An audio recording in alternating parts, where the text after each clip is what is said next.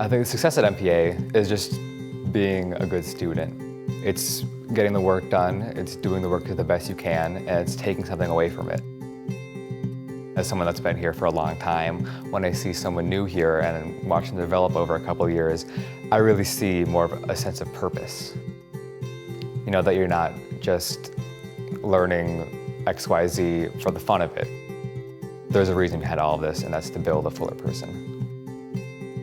I think the value of MPA and the values that MPA surrounds, I think it's built around this whole child idea that we shouldn't just educate a kid to be good in math, or to run fast, or to write good essays. I think that's, you want to build a kid that can do all these things, that can be a good person, that's going to go out in the world and do good. And that's what I value most, is that I think MPA is creating people that are going to do good in the world.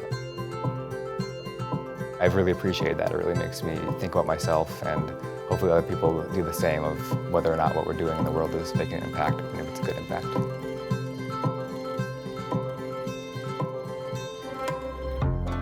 One of the things I like about MPA is how students can so easily find a place to be. One of the upsides of being a smaller school is you don't really get put into these boxes. There's not exactly like jock or nerd or theater geek, because all of these kids, most of them, have play practice on Monday, debate on Tuesday, soccer on Wednesdays. You get that experience of having the ability to find something they like and then get more invested in that, but also getting to try everything. So that's something I've really valued, because I know I've never been the best soccer player, but I got to play on the MPA soccer team for a couple years in middle school. That was always super fun. The thing that's most special about MPA to me is really the teachers. They're more than just teachers, I think, that they're people that really care about their students. For example, like Miss Murr, my social studies teacher, is also my debate coach.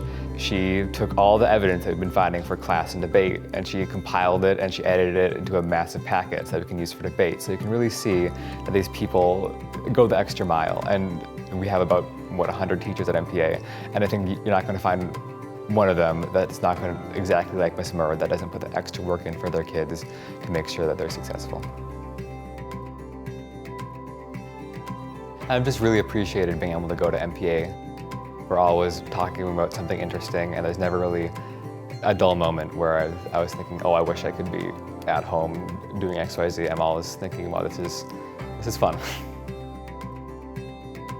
When you got a new kid at MPA who might be unfamiliar to the community, what happens at MPA, or say the schedule and basic stuff like that, in my experience, we've welcomed them with open arms. You know, come sit at my table, either come here or hang out with us. With the beginning of the year, we got about 8 new kids in our grade, and already they're pretty much integrated in. So I think that's really special that we've been able, as a community, to always welcome more people. And if I were to talk to a student that were thinking about coming to MPA, I would tell them just visit. You're going to find people that you agree with and that you can be agreeable with, and that you'll find friends, but you also find things you enjoy and find passions in your life and find ways to continue that passion further throughout your life, because I think one of the key things with MPA is that we're always focused on what can I do with this knowledge, what can I do with this gift of a good education in the further world as we graduate from high school and college and whatever lies ahead. It's given me always the drive to continue to succeed, continue to learn, and continue to make the world a better place.